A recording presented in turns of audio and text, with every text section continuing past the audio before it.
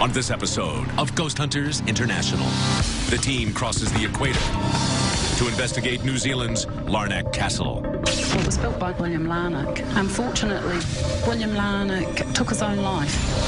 Did you hear that? Who's shouting? What will happen when the team's newest member has a vision from the other world? That completely lit up. Seriously, did you see that? As the search intensifies, the team employs new tactics to contact the restless spirits. Now would be a good opportunity to utilize the Singapore theory. So many things just got really, really dark. That EMS detector's going crazy. Oh my God.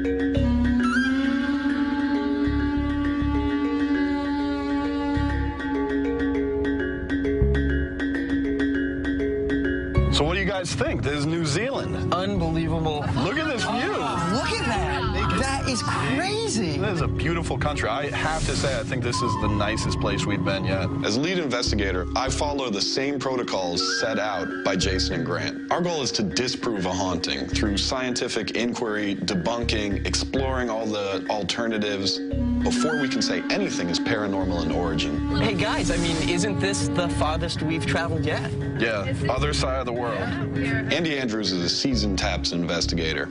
His skills at debunking are top-notch. Donna is a great case manager, and I know that she's going to find us the cases that we'll all be interested in doing. Brian spent a long time with TAPS, and he is an incredible tech manager because he knows this equipment inside and out.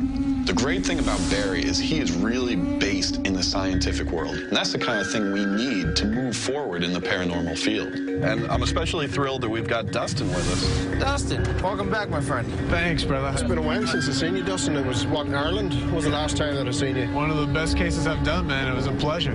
Last time I was overseas was with TAPS, and I had a great time. So now to be part of GHI and be in New Zealand is just unbelievable. Hey, guys.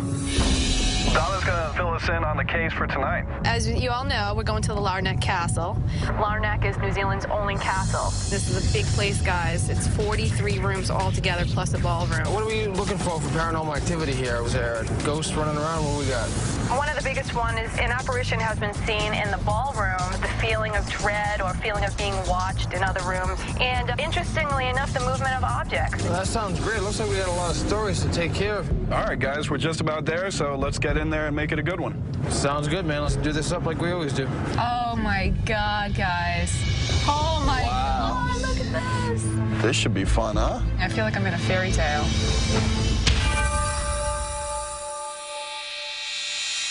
Hello. Hi, Rob. Hi, I'm Deborah. Hi, I'm Andy. Hi, Andy. How are you? Brian. Hi, Brian. Welcome to Larnac Castle. I'd love it if the investigators could find evidence of something paranormal. With all the stories I've heard over the years, I'd hate to think it was just everyone's imagination, but I'm still a little bit sceptical myself. Could you tell us about the history of the castle? Yeah, sure. Built by an Australian in the 1870s, William Larnac. A lot of people thought he was a bit crazy, actually. Most people were building very basic houses in Dunedin, and he had this dream to build this fantastic house up here on the hill. Unfortunately, the dream didn't quite come true. There was a lot of tragedy. He lost his first two wives, and he married a third time, and this time he married a woman half his age. And she went on and had a love affair with his son, which got a bit awkward, and William Larnac shot himself in Parliament in Wellington. Have you ever had anything paranormal happen to you here? Yes, I have, actually. About 6 years ago, I was halfway down the front door steps that you've just come up, and I got a bit of a shove in the back, and there was no one behind me. I ended up in the gravel at the bottom of the steps with a bleeding face, bleeding knees. So, before that experience, did you believe in the paranormal? No, I would say not. And now? I reserve judgment, but at the same time, I like an explanation. So would you mind giving us a tour? Yeah, I'd love to give you a tour. Okay, after you. Okay, we'll come through here. This is the first bedroom floor. This is probably the area that we've had the most interesting and strange things happening. Recently, one of my co-workers, he's the night manager here, he was locking up this area about 11:30 at night, and he had a similar experience to the one I'd had that push in the back. Now, generally, the unspoken rule is when you're in night audit, you turn out the lights. I did the very top floor, and then I got down to the second level. Things started to feel a bit weird, and I was about to turn left to go down the hanging staircase. I felt a warm, sharp nudge to the back. I turned around, and the second last door that I closed was opening. This is actually William Larnock's library. Sometimes we set this room up at night for private dinners. One of the dinner hosts that looks after the people in here, she'll walk in here and there'll be this extremely strong smell of cigar smoke and a very, very strong smell of port. I was in the foyer with another colleague. We approached the entranceway to the library, and the other lady stopped in mid-sentence and asked if I actually could smell this odour of a musky man holding a glass of port and a cigar. So where are we going next? We'll go down to the ballroom. So, gentlemen, this is the ballroom. Lots of reports of sightings. Most commonly, this Victorian gentleman dressed in the black Victorian coat. If you look way down there, you'll see above the fireplace there's actually a photo of William Larnock. Many years ago, I was walking up from the ballroom to back in towards the castle. The door at the end of this hallway has got two glass panels. Standing on the other side of the panel was this guy. He had a beard and he had like a dinner jacket on. And as I moved forward, it just disappeared. Well, Deborah, this is a beautiful location, and thank you very much for the tour. So at this point, what we want to do is get all our equipment out, get our cameras set up, and see if we can't find some answers for you. Sure, I hope you do find something. Until maybe 6 years ago, I would say I was not a believer. I don't think I'm quite as cut and dry these days. There's been too many things happen, but I'm a practical person, so I would like some proof. I'd love to see some hard evidence. It would probably push me over to the believer side more than what I am now. You know, we just finished up the tour, and I think this could be an incredible investigation. We've got a variety of experiences with people seeing figures, people smelling cigar smoke. Deborah, our client, got pushed down these stone stairs. So this is one of those things where obviously she has a real interest in getting to some answers about what's going on around here. So I'm excited to go in there and see how much we can document and how much we can find alternative explanations for. So we ready to go? What do we got? Cameras, we have one here on the fireplace looking out toward the door. That's the other side of it. It's from the door to the fireplace. Oh, so we got two in there. Perfect. Sweet. Camera 3 is the hallway where one of those workers got pushed. All right, and as far as equipment, we got some new stuff going on tonight. Barry? I have been working on a new digital camera, specifically with the idea of allowing the camera to photograph full spectrum. And so I'll be incorporating that camera tonight. Most cameras have filters that stop infrared light and ultraviolet light from getting in. This camera allows us to capture images within the visible light spectrum like any camera would, as well as the ultraviolet range and the infrared range at the same time. All right, so we got a ton of activity, a ton of stuff going on around here. So it seems like we're real well organized. We're ready to go. So let's get the lights out and get going. All right, sounds good. All right.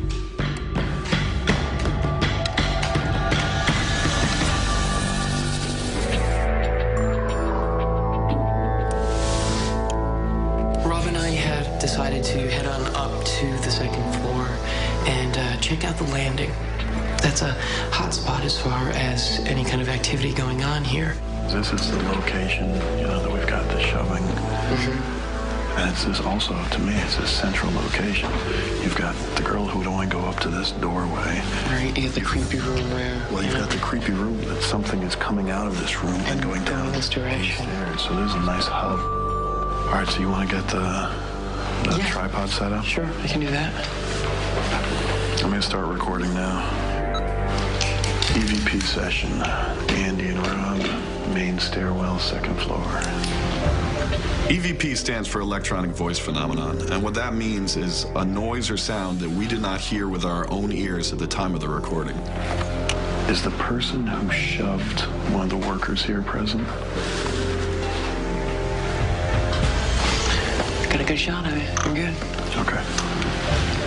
If you feel the need to shove someone, I'm telling you right now, you can feel free to give me a shove, give me a push, give me a tap. Are you still... Did you hear that? Yeah. Who's shouting?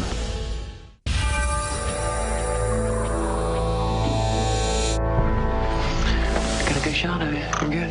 Okay. If you feel the need to shove someone, I'm telling you right now, you can feel free to give me a shove, give me a push, give me a tap. Are you still... Did you hear that? Yeah. Who's shouting? Andy and I went up to the second floor landing because it is where the story of the push had taken place. And all sorts of kind of odd stuff started happening. I just heard hello. I heard it too. When I heard this voice say hello, I ran downstairs immediately in the direction that I thought I heard it from. At first, I thought it was Donna. I got down there. Donna wasn't there. When I checked the DVR, she was still all the way across the castle in the ballroom. There's no one down there. Did it sound like a man's voice or a woman's voice to you? Woman's. Same here. If you're trying to communicate with us, then why not just talk to us? We can hear your voice. You know, you might as well come out. The screen is like almost having trouble focusing on you. I saw it doing that before when I was standing up here. There it goes again. It's almost like there's some kind of flash. Whoa, that was interesting. The thermal camera started changing colors behind me, and then the screen would go bright, it would go dark. We need to have the guys check this out during analysis. If the thermal camera's reading some kind of temperature change, get the digital thermometer out. Yeah, 66 here. 66 is what the FLIR camera's giving me, too. A cold spot is an activity that sometimes takes place in an investigation in which an area of air feels colder than the rest of the room around it. 65.8. 65.6. Immediately, we'd already established a baseline of 66. It starts dropping. 65.7, 65.5, 65.4, 65.3. So if you're gathering all this energy for your big show, you just go ahead.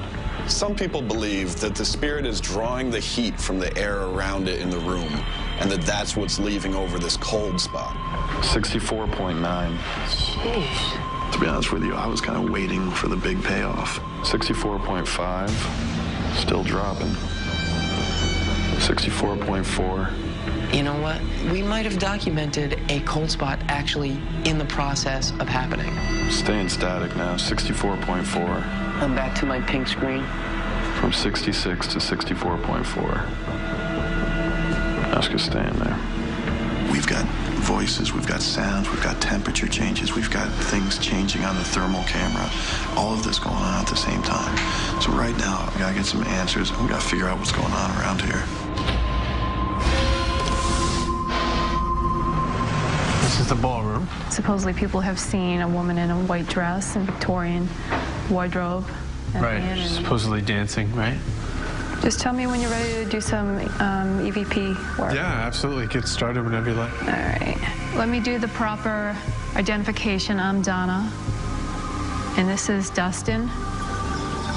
Can you please tell us your name? Dustin and I went in the ballroom tonight, and we started to do some EVP work right away. And it seemed like right off the bat there was stuff that was going on. I keep thinking I see something move in that corner. See where that? Yeah. See where there's like a kitchen galley window? Yeah, it almost looks like something's moving back and forth. Yeah. Is that a window into another room, or what? Yeah, it's the like a back room, like a kitchen room. What was that? What's the flash? Somebody here with us? Hello? That completely lit up. Seriously, did you see that? Yeah. We had seen a couple of things going on. We seen a black shadow in one corner. We had a flash of light in the other. All right, let's go closer. We're not trying to harm you. We just want to document your presence.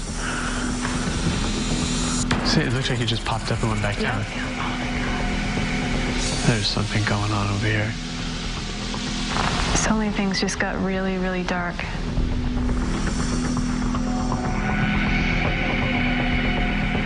Both Dustin and I approached the back of the room, and initially felt really, really heavy. Almost like there was a party we were interrupting, and all of a sudden it felt like everybody was scattered. I could feel it getting colder. Yeah. There's no draft over here. Nope. There's something very heavy over here in the right-hand corner. Yeah. We're not going to do anything to harm you. What the hell is that?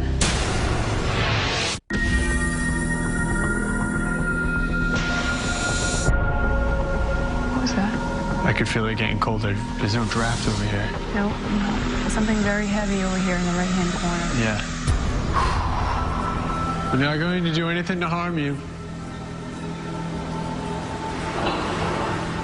What the hell is that? Did you just make those plates rattle? Dustin and I went in the ballroom. It seemed like right off the bat there was stuff that was going on. Donnie, you get the cam up, yeah, right? I'm right behind you. All right.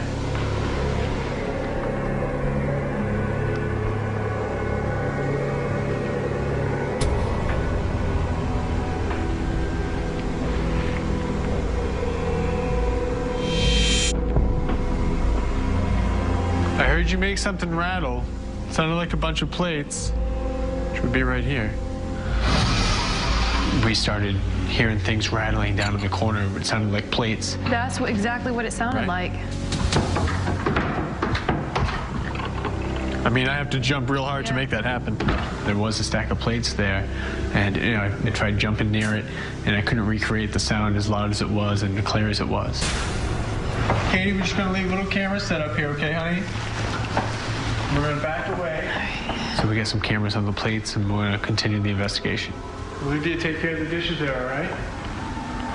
Head back to command? Yeah, let's go back to Command Central, see what everybody else is doing.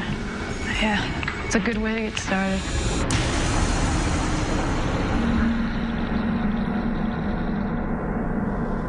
Let's go do some debunking. One of the main things that I had to debunk tonight was the smell of port wine and tobacco in the study. I guess we should start right with this. This looks like some kind of gaming table. And I couldn't help but to think of the scratch and sniff stickers. You'd have to use the friction on the sticker, it would release the smell, and then you get that scent. So you're thinking that the cigar smoke isn't really a phantom scent as much as it could be something that's just absorbed by what's in it? Exactly. You think about it, we've got these big windows right there. Oh yeah, so it's direct sunlight. Direct sunlight. If you get a... That would heat that up pretty quick in the summer. Get the extension cord, plug that in for you. So, what Dustin and I did was we took a hairdryer. I'm definitely getting a sweet smell. And started to heat up the surface of some of those objects in there. That could be confused with port. Yeah. You know, that kind of really like a sweet, oaky. Yeah. Yep. The first thing we noticed was that the table, when heated, had a very sweet, pungent smell. It's very, very similar to that of port wine or sweet liquor.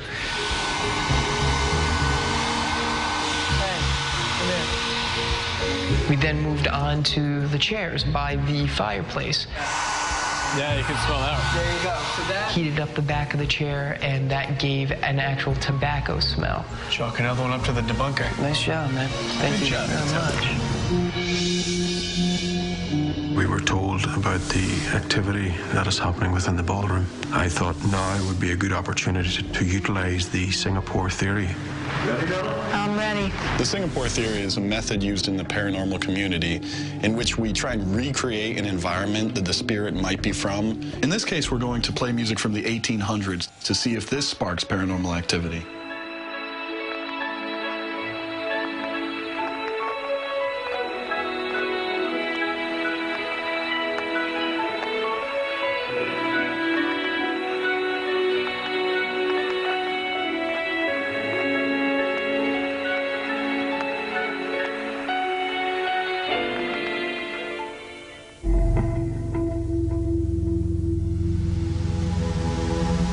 I'm hearing a lot of stuff down there, Don, and moving.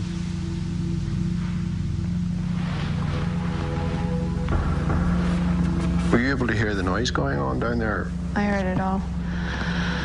Was it just me, or did it turn very sickening? Yeah, to me it felt very lighthearted in the beginning, and things were really free-flowing, and then it just got kind of like a carnival music. Yeah.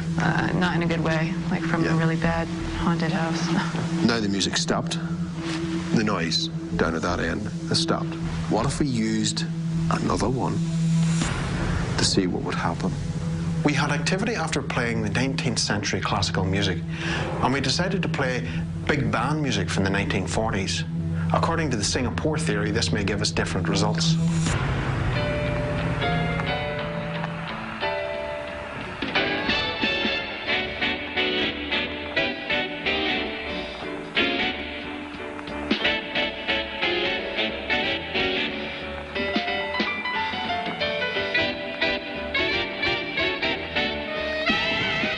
And all those melodies actually felt far, far better than the first one.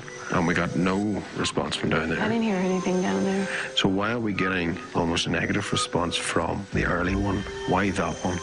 We'll run it again and see. Yeah, I think we should give it a shot.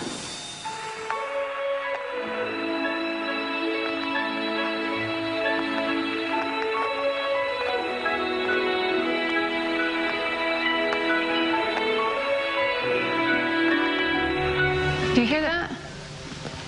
Now there's it happening again. Yep. It seems like that's the stimulus. Yeah. We seem to be getting responses from that Singapore theory. Oh! What is that? That is some freaky looking spider. Oh, that bad piece.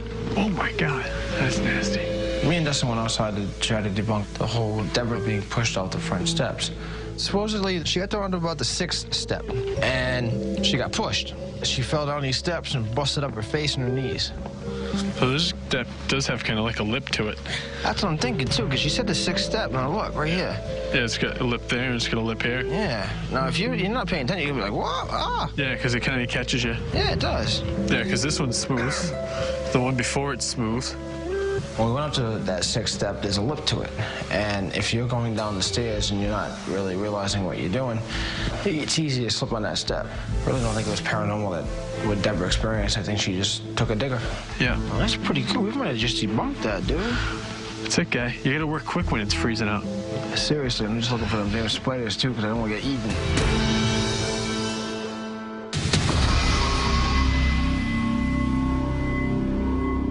Let's get this equipment set up in the ballroom. Whoa, Barry. That was... What? You flashed your flashlight over there and somebody was standing there. Somebody was standing right there. You're positive? I swear to you, I swear. As me and Barry were walking down to the ballroom, Barry's flashlight kind of raked over what the coat room is. It looked like there was somebody standing there. It looked like somebody was actually standing next to the coat room with their back up against the wall. And I flashed my flashlight up and it was gone. Could have swore I seen somebody there. We turned around and Barry said he saw somebody in this smaller corridor next to the bathrooms. I swear to God, there ain't nobody here.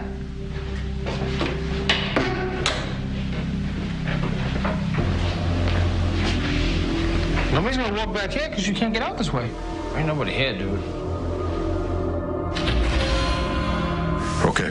Let's check this out. One of the reports of the entity seen at the castle is a woman in the ballroom. I have utilized infrared cameras, full spectrum, including ultraviolet, and the thermal camera. So we're running 3 cameras in unison to see if we can capture that movement.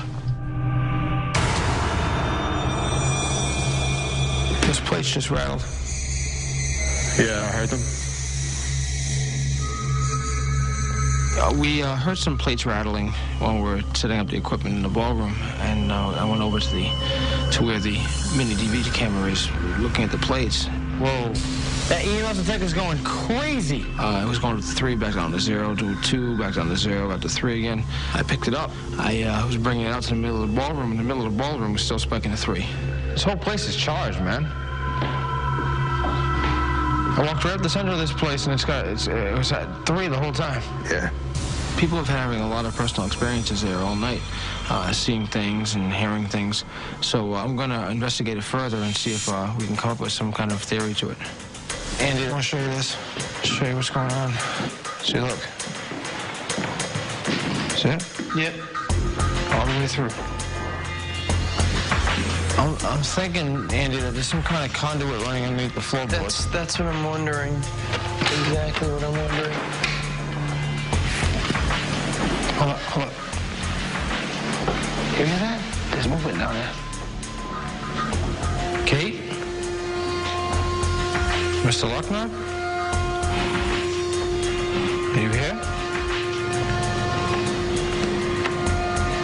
Hello?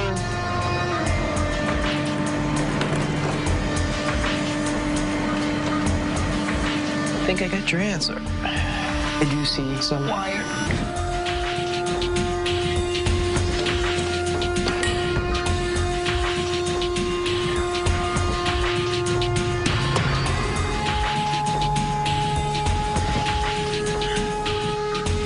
You've got wiring underneath this. That would probably explain your EMF. Andy. Yes. What's your opinion on something? There. So that's, well. I guess we caught ourselves a ghost.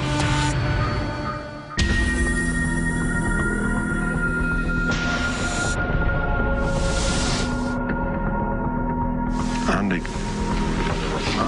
Yes. What's your opinion on something?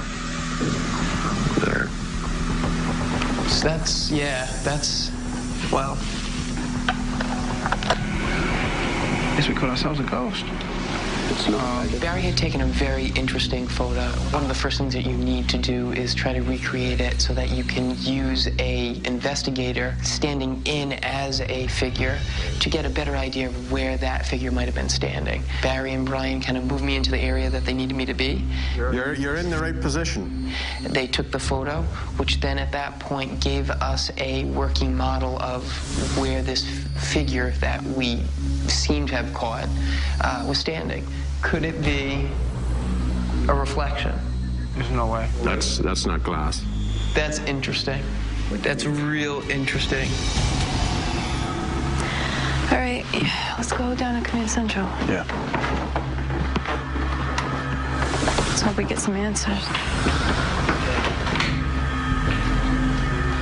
This light down here just came on. This basement light? Just under the stairwell. Is there anybody down here?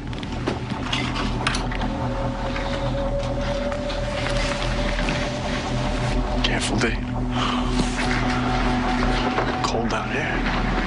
Anybody down here?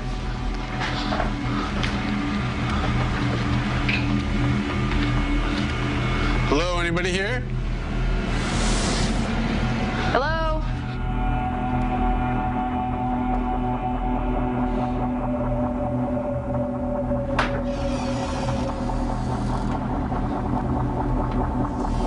Hello? Did you turn the light on? No. Is this on the sensor? It's right there. Sensor. All right, so that covers that one. What about this other one? We've got one there. Is there anything that could have triggered this one? Donna. Yo. Motion sensor. There's a motion sensor at the top of this stairwell. So that was just a motion detector, right? Yeah, this light here, if you follow the wires, runs to a motion detector that's right here. All right, guys, let's wrap it up. All right. Team was good. Dustin, he was a great addition, and he fit right in. So seeing him work and seeing how good he is, I'm thrilled that he's here. Barnett Castle is a great location to be in. It's just great to be back and to be part of something like this. We have a lot of stuff to go over. Good thing is we get to use some new equipment. Barry's new camera, we'll see how that turned out. And Andy gets to use a hairdryer, which non-conventional ghost hunting item, and contrary to popular belief, something Deep Barry does not use. Hi guys, how did you get on? It was a good night. At this point, we need to get home, get some rest, and go over all the evidence we've collected. And we'll see you in a couple days and let you know if we found anything. Well, I'll be very interested. Okay. I'd like to know now, but I can wait a couple of days. Bye-bye. Bye now.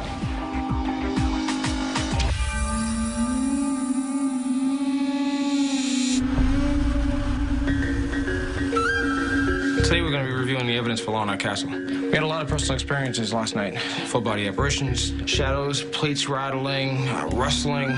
So we have a lot to go on, and plus we have a lot of history about this place. People dying there. Larnach family lived there since like 1890. So hopefully by the end of the night we'll have a few pieces of evidence to look at, and hopefully we can bring something to the client. Hey guys, check this out. This is pretty weird. Don and I were doing some EVP work, and the plate started rattling. It'll be coming up here, Barry.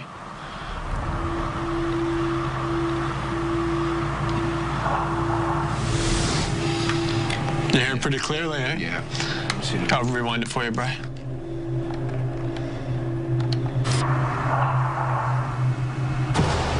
That's definitely something. Yeah. You asked a question. Yeah.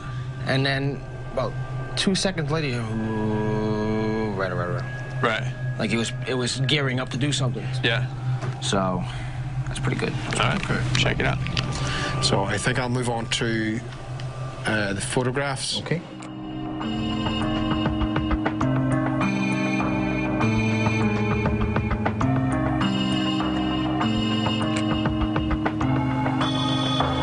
Okay, guys. What up, yo? I want you to have a look at this. All right. These shots were taken, obviously, full spectrum. Yeah. And obviously, you see the ballroom here. Now, I click to the next one. There.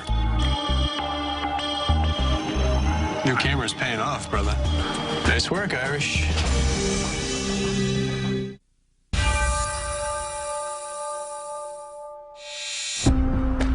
So, how'd we do? Pretty damn good. That's what I like to hear. Nice. One of the things that I'm curious about is that thermal footage that you and I had taken up on the second floor. Who was able to take a look at that? I took a look at it, brother. Awesome. What I think happened is, even though you had the thermal on a tripod, you weren't getting movement with the actual camera, but when Rob would move around, the temperature would actually change just because his body heat that he's giving off and the wind that he creates as he moves, and that's what was causing the color changes. Awesome. What we're gonna do is start off with the mini DV camera that Dustin was reviewing. The dishes that we heard rattle when we were in the ballroom, Donna, the mini DV camera, although we didn't have the video of the plates rattling, we do have the audio, so I can let you guys take a listen to that. Absolutely.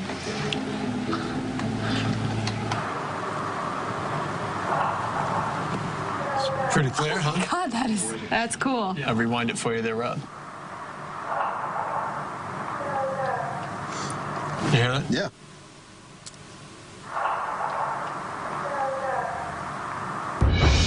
And definitely hear the plates, right? Absolutely. That area was searched high and low. What was there isn't going to be doing it on its own. I got one other quick thing for you. This is also in the ballroom. Don and I had left a camera on the dishes in case it happened again. I remember. And we do not have the dishes, but we do have what sounds like bottles rattling around. It is an anomaly because it didn't happen in any of these other tapes.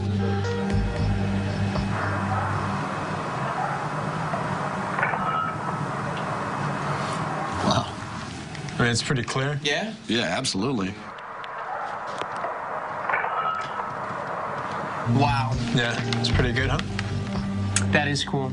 And what I like about that is it's short. Right. It's a short segment, so if it was some kind of machinery going on causing a vibration, you'd get it going for a period of time. Plus you get it going more than once. Exactly. That's interesting because it's almost like someone bumped the corner of something walking by. Right. And that was the only time it happened on the whole time. On all these tapes and the whole time I was in the room, I never heard that sound. It's nice to hear that this got picked up on tape. This is exactly what it sounded like. And I listened to other people exiting and entering the room, and the door doesn't make anything vibrate like that. Wow. So. Well, the thing I'm happy about with this footage is that knowing that when you guys were doing the investigation, you didn't say, oh, there's dishes rattling over there, we've got a ghost. You ran over there, you jumped up and down, you checked it out, and now that we have it as evidence, now we can feel confident when we go to the client and say, we know that there was no other way that this could have happened. Guys, you remember that I was running a test in the ballroom that was covering both thermal, IR, visible, and UV. This is using the new camera. All at the same time. Yes.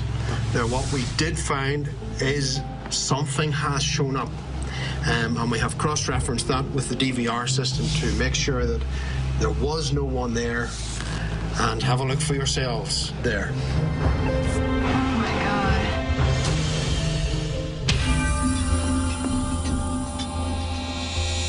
Hey, Deborah, how are you? I'm good, thank you. Good to see you again. Well, we came in and you told us the experiences and what's happened. What we try and do is we look for alternative explanations. So, for example, if you say that there's a knocking sound, well, we might look for a loose floorboard or something like that that could create that sound, something not paranormal. And the big thing that we needed to debunk was strong smell of either port wine or cigars coming from the library. Right. So I did something a little odd, but it did have some good results. I actually took a hairdryer, okay? And I went to some of the pieces of furniture and gently warmed them up. And what I found was, as soon as the warmth started to occur, it started to release some smells. That makes sense to me, because some of the people that have smelt that smell, they've been serving dinner guests in there at night, so there will have been an extra heating on in there. Ah, okay. Now, at that point, you know, we're still going it with the idea of how can we figure out the things that are going on here in normal ways? One of the things that definitely interests us, your push on the stairs. Our investigators inspected the stairs and found one step that has a lip on the end of it. We believe you fell as if you were pushed. You could have been wearing heels that day. There's too much that just goes into it. I could have just tripped. That's always a possibility. Right. We had some personal experiences that we'd like to share with you. Brian and Barry were coming down this passageway right outside the ballroom. Brian was looking at Barry's flashlight beam as he came to the entrance and saw a figure standing right outside the doorway. Okay. He raises his flashlight, stops dead, and says, "What was that?" By the time he gets his flashlight there, this figure's gone. We use our senses, we go for the same smells, the same sights and all that, but at the same time we bring in the equipment because we want to document something. We did capture something that we want to share with you. Okay. In this very ballroom, we had Dustin and Donna. They were... Oh my goodness, it's our fire alarm. We're going to have to leave. We've got to evacuate.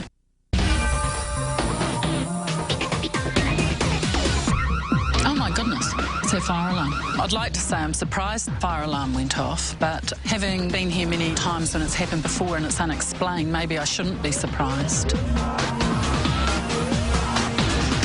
So as we try and give you the evidence, the fire alarm goes off? Actually, this doesn't surprise me. There's been other incidences recently where this has happened. One was on the anniversary of William Larnock shooting himself, to the day, to the minute. And when the fire brigade came up here, there was no reason for the fire alarm to go off. In fact, it all went back to an alarm that actually had to have the glass broken, and it wasn't broken. So you've had a bunch of coincidences. Coincidences. Fire yeah, we have a lot of coincidences, don't we? Okay, guys. Oh, we're fine. How do we do? Yeah, good. You're all set to go back in. Everything's nice and clear. Oh, perfect. Any idea what happened? No idea. Could be the ghost, though. There you go. There you go. Hey, well, thanks a lot. No problem at all. All right, well, that was certainly interesting. It was indeed. So here's what we've got. Two of our investigators had entered the ballroom, and what they kept hearing was the rattling of dishes at the other end, the far end of the ballroom. So when we went back and when we reviewed the tape, they actually caught the sound of that rattling dishes. And we want to play that tape for you now. We're not going to do anything to harm you. The hell is that? Did you just make those plates rattle? Would I be able to hear that again? Absolutely. Okay. So here's where it gets pretty interesting. So we take a camera and focus it solely on the plates. We make sure no one's around and try and now capture once again that sound of the plates rattling.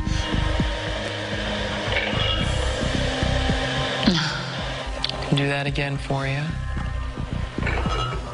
Yeah, I heard rattling. I heard maybe even teaspoons or... Exactly. We hear plates rattling. So we put a camera on the plates. Now something beyond there, the bottles or the spoons, starts rattling even further back. Yeah, somewhere else. But where this occurs, now there's no one in the room. Right. So what was rattling the plates and the bottles, we have no idea.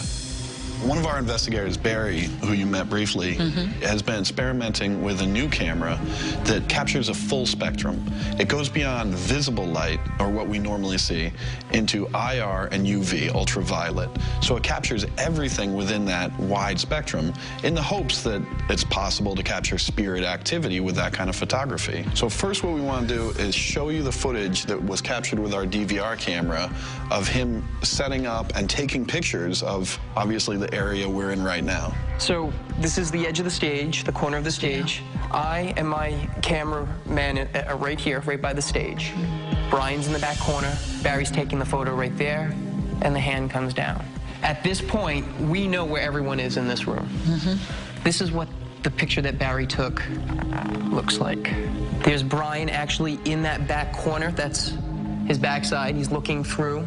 This is what's known as a light flare due to our IR lights. And if you look towards this way. Is that people sitting there? Where?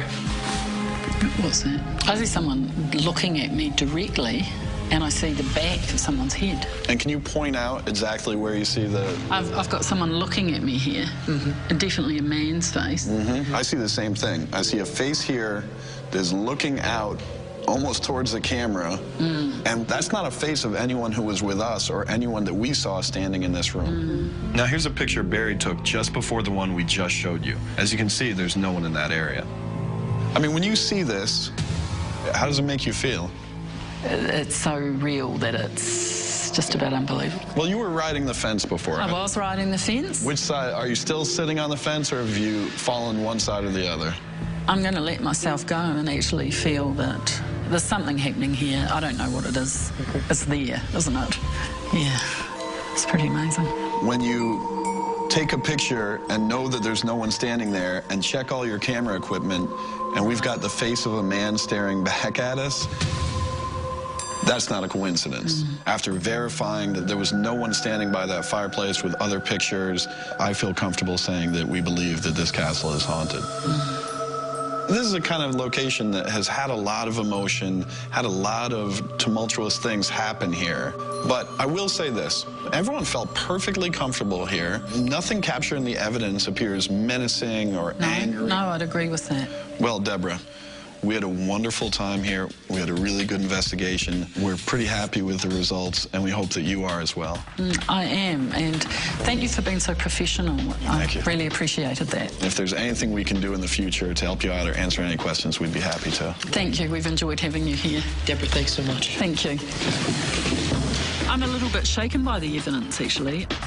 I feel happy. I don't feel worried, but I'm just surprised and, yeah, a bit blown away by the evidence. I was weighing in on the side of a non-believer. I don't think I could say that now. You know, I think that really went well. Deborah was on the fence, and, you know, I don't think that we come in and necessarily try and convince them one way or another. We just present the evidence and let them make up their mind. And that's exactly what happened. It took her a few moments to kind of digest it all and make an opinion on it, but she did. And let's face it, that was some incredible evidence as far as I'm concerned. Some of the best that we've gotten yet. All right, well, let's go find Donna and see what she's got for us next. Sounds good to me.